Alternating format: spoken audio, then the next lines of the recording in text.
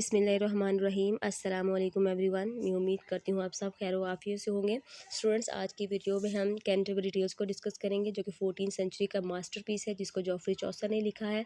और इस वर्क के बारे में जितनी भी डिटेल है, ठीक है, उसको हम डिस्कस करेंगे। छोटे छोटे पॉइंट्स हैं जो हमें समझने के लिए ज़रूरी होते हैं कि कैंटरबरी टेल्स में प्रोलोग क्या है, प्रोलोग में कितने करैक्टर का जिक्र है, कितने करैक्टर इस जर्नी को शुरू किया, ठीक है, कितनी टेल्स को लिखा गया, तो वो सब कुछ हम लोग इसमें डिस्कस करेंगे। आज की वीडियो स्टार्ट करते हैं, लेकिन वीडियो स्टार्ट करने से पहले आपसे गुजारिश है कि मेरे चैनल को लाजमी सब्सक्राइब करें और बेल के आइकन को भी लाजमी प्रेस करें। सबसे पहले हम स्टूडेंट्स इंट्रोडक्शन देखते हैं। तो Canterbury Tales was written between 1386 to 1400 के दरमियान में इसको लिखा गया था। और जॉफ्री चौसर ने ये पोएम किस राइटर की किस पोएम से जो है वो इम्प्रेस होकर लिखा था, ठीक है, तो वो इटालियन राइटर है जिसका नाम बोकासियो है। उसकी एक पोएम है द डिकैम्बरोन, उससे इन्फ्लुएंस होके, ठीक है, इसने ये अपना मास्टरपीस लिखा। अब इसमें इस मास्टरपीस में कैंटरबरी टेल्स में 17,000 लाइन्स हैं, ठीक है। और जॉफ्री चौसर ने इसको हीरोइक कपलेट में लिखा है। और हीरोइक कपलेट किसे कहते हैं कि 2 वर्सेस का एक सेंटेंजा होता है, जिसमें आयम्बिक पेंटामीटर यूज़ किया जाता है। मतलब कि आपको एक लाइन में 10 सिलेबल्स मिलेंगे और दोनों लाइंस जो है वो आपस में राइम करेंगी। तो वो एक तो थीम बहुत ज़्यादा यूनिक है इसका, ठीक है, हीरोइक थीम है इस पोएम का, तो इसलिए इस कपलेट को रेगुलर कपलेट नहीं बल्कि हीरोइक कपलेट हम कहते हैं। अब ये वर्क जो है वो अनफिनिश्ड रहा, मतलब कि इनकम्प्लीट ही रहा।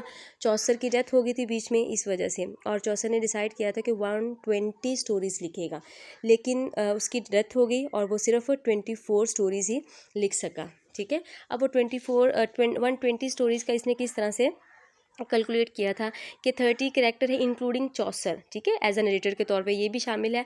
तो 30 करैक्टर है और हर करैक्टर 2 आते हुए और 2 जाते हुए स्टोरीज़ जो है वो सुनाएगा। तो ये 4 स्टोरीज़ एक करैक्टर सुनाएगा। तो इस तरह से अगर एक करैक्टर की 4 स्टोरीज़ हैं, ठीक है, तो 30 करैक्टर की 120 स्टोरीज़ हैं जो वो सुनाएंगे, ठीक है। तो सबसे पहले हम प्रोलोग को देख लेते हैं कि जॉफ्री चौसर जो था उसने जनरल प्रोलोग जो लिखा था वो लिखा था 1386 टू 1389, ठीक है, मतलब कि 1386 टू 1389 के दरमियान में इसने प्रोलोग लिखा था। और प्रोलोग किसे कहते हैं, इंट्रोडक्शन को कहते हैं, ठीक है, जिसमें आपको जो एक बेसिक फ्रेमवर्क है स्टोरी के बारे में वो आपको बताया जाता है, और करैक्टर की डिस्क्रिप्शन आपको दी जाती है, प्लॉट की सारी सेटिंग का आपको पता चलता है, ठीक है। तो ये सारी डिटेल आपको जनरल प्रोलॉग में मिल जाती है। उसके बाद फिर आप बेसिक जो स्टोरी है उस पर आप आते हो, ठीक है। तो अब जो कैंटरबरी टेल्स है वो उसने 1386 टू 1400 के दरमियान में लिखा। जनरल प्रोलॉग को उसने पहले लिखा और जो कैंटरबरी टेल्स हैं उसको उसने बाद में लिखा, और वो 1400 तक, 1400 में उसकी डेथ हो गई थी, ठीक है, तो वो इसको कंप्लीट नहीं कर सका।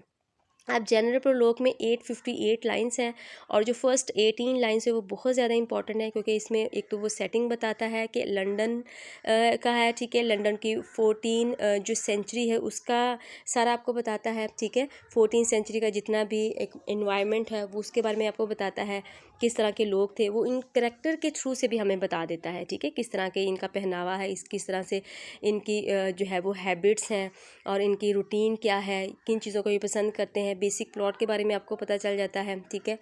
अप्रैल का मंथ है और स्प्रिंग का सीज़न है, जब जो है कोई एक सीज़न ऐसा है जो रिवाइवल का सीज़न है, ठीक है, जहाँ पे आपको हर चीज़ में एक नई जान महसूस होती है। तो इस मौसम में वो जा रहे हैं, कहाँ जा रहे हैं, वो कैंटरबरी जा रहे हैं। कैंटरबरी में श्राइन है किसका, सर थॉमस बैकेट का है, ठीक है, मतलब सेंट टॉमस बैकेट का श्राइन है, वहाँ पे ये लोग जा रहे हैं, ठीक है। अब हम देख लेते हैं कि इसमें टोटल कैरेक्टर्स कितने हैं। 32 करैक्टर्स हैं जो डिसाइड करते हैं कि वो सेंट थॉमस बैकेट के श्राइन पे जा रहे हैं, ठीक है, कैंटरबरी में है, ठीक है। अब 29 करैक्टर्स जो हैं का जिक्र किया गया है। अगर हम जनरल प्रोलॉग की बात करें, और क्वेश्चन भी पूछा जाता है कि जनरल प्रोलॉग में नरेटर ने कितने करैक्टर का जिक्र किया है, तो आपने कहना है कि वो 29 करैक्टर्स का, और 24 लाइन में उसने किया है, ठीक है। अब जब चौसर को भी एज ए नरेटर के तौर पे हम इस ग्रुप में शामिल कर लेते हैं तो 30 करैक्टर बन जाते हैं। और होस्ट जो कि टैबर्ट इन का होस्ट है जिसका नाम हैरी बैली है, वो पहले डिसाइड नहीं करता जाने का, बाद में डिसाइड करता है। जब वो इस ग्रुप को ज्वाइन कर लेता है तो इस तरह से 31 करैक्टर्स बन जाते हैं। और उसके बाद फिर कैनन्स का यो मैन है वो बाद में इस ग्रुप को ज्वाइन करता है। तो इस तरह से 32 कैरेक्टर्स बन जाते हैं, ठीक है। और चौसर ने हमें 27 कैरेक्टर की डिस्क्रिप्शन हमें अपने जनरल प्रोलॉग में दी है। अब उसने सेकंड नन और नन का जो प्रीस्ट था उसकी डिस्क्रिप्शन नहीं दी, इन दो कैरेक्टर्स की डिस्क्रिप्शन नहीं दी है। तो 27 में से 29 में से 2 को निकाल दे तो 27 की डिस्क्रिप्शन हमें प्रोलॉग में मिलती है, ठीक है। अब किस तरह से ये अपनी जर्नी स्टार्ट करते हैं कि ये टैबर्ट इन में बैठे हुए हैं, जो कि एक होटल है, ठीक है। कहाँ पे है? साउथ पार्क में है, लंदन में, ठीक है। और यहाँ पे ये सारे लोग बैठे हुए हैं। अब इनको पता है कि सुबह इन्होंने अपनी जर्नी स्टार्ट करनी है कैंटरबरी की तरफ, ठीक है। और यहाँ पे अब इस टैबर्ट का जो होस्ट है, जो ऑनर है, वो कौन है? हैरी बैली है। अब चौसर भी यहाँ पे है, ठीक है, चौसर ने भी वहाँ पे जाना है। तो सबकी डेस्टिनेशन एक ही है। तो ये जा कहाँ रहे हैं? श्राइन पे जा रहे हैं। किसके श्राइन पे? सेंट थॉमस बैकेट के श्राइन पे जा रहे हैं। जैसे कि हमारे हर रिलीजन में होता है कि लोग एक साल के कुछ मखसूस महीनों में जो है वो एक रिलीजियस जर्नी पे जाते हैं। तो ये भी इनके लिए एक रिलीजियस जर्नी है। जैसे कि बीइंग अ मुस्लिम हम लोग हज या उम्रे पे जाते हैं, तो इस तरह से ये भी अपने जो इनके सेंट्स हैं उनके श्राइन पे ये जाते हैं, ठीक है। अब यहाँ पे ये बैठ के डिसाइड कर रहे होते हैं सब कुछ, ठीक है। और जो होस्ट है हैरी बैली, वो उनको एक सजेशन देता है कि आपकी ये जर्नी बहुत ज़्यादा इंटरेस्टिंग हो सकती है अगर आप इस तरह करो कि हर कैरेक्टर जो है वो जाते हुए और आते हुए 2-2 स्टोरी सुनाए, ठीक है। तो आपकी जर्नी बड़ी मज़े की हो सकती है। और जिसकी स्टोरी सबसे ज़्यादा इंटरेस्टिंग होगी उसको जब हम वापस आएंगे टैबर्ट इन में, तो उसको जो है वो मुफ्त में खाना खिलाया जाएगा। और उस खाने की कॉस्ट जो होगी वो कौन पे करेंगे? वो दूसरे जो इस ग्रुप के मेंबर्स हैं वो पे करेंगे, ठीक है। तो सारे लोग इस बात पे एग्री हो जाते हैं, ठीक है। अब हम देख लेते हैं कि ये जो कैरेक्टर्स हैं वो जो हमारी सोसाइटी की क्लासेस हैं वो किन क्लासेस से उठाए गए हैं, किन क्लासेस से लिए गए हैं। तो ये कैरेक्टर बेसिकली 3 क्लासेस से लिए गए हैं: nobility, church and commoners. Nobility में कौन आ जाते हैं? जो किंग और क्वींस के नीचे लोग होते हैं, ठीक है। जितने भी वैरियर्स होते हैं वो सारे हम लोग कह सकते हैं कि वो हैं, ठीक है, नोबिलिटी से ताल्लुक़ रखते हैं, नोबिलिटी क्लास है। और जो चर्च में जितने भी रिलीजियस मैन होते हैं, ठीक है, वीमेन होती हैं, जितने भी चर्च मैन होते हैं, जो है वो क्लर्जी मैन होते हैं, वो सारे रिलीजियस, जिसमें हमारे पास प्रायरस है, द मॉन्क है, फ्रायर है, द समनर है, द पार्टनर है, ये सारे हमारे रिलीजियस कैरेक्टर्स हैं जो एक सोसाइटी की रिलीजियस क्लास से बिलोंग करते हैं। कॉमनर्स में कौन लोग आ जाते हैं? जो आम लोग होते हैं जिनके अपने पास कोई ज़मीन नहीं होती और दूसरों की ज़मीनों पे दूसरों के कामों, दूसरों के जो काम होते हैं, ठीक है, उनमें उनकी हेल्प करते हैं, ठीक है। और इस तरह से ये हम कह सकते हैं कि ये जो पीजेंट्स होते हैं, जो किसान होते हैं, जो ज़िम्मेदार होते हैं, ठीक है, छोटे मोटे काम करने वाले जो लोग होते हैं वो कॉमनर्स होते हैं, जिनके पास कोई अपना कारोबार नहीं होता, कोई अपनी ज़मीन नहीं होती, बल्कि दूसरों की ज़मीनों में और दूसरों के कारोबार में ये काम करते हैं, ठीक है। जैसे कि अगर अब कॉमनर्स और चर्च के दरमियान में भी एक क्लास आती है मर्चेंट क्लास, जिसको हम कहते हैं। और उसमें अगर हम देखें तो हमारी वाइफ ऑफ बाथ उससे बिलोंग करती है, ठीक है।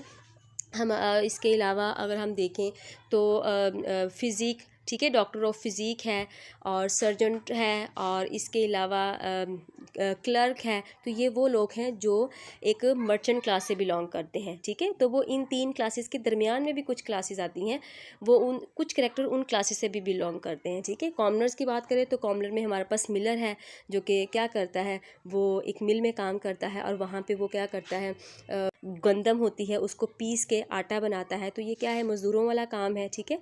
तो इस तरह से ये हमारे कैरेक्टर्स हैं जो 3 क्लासेस से बिलोंग करते हैं। अब जो 4 कैरेक्टर्स ऐसे हैं जिसको चौसर ने क्रिटिसाइज़ बिल्कुल भी नहीं किया, बल्कि उनकी तारीफ़ें की हैं, ठीक है। वो नाइट का कैरेक्टर है और सबसे पहले वो स्टोरी भी नाइट की ही शुरू करता है, ठीक है।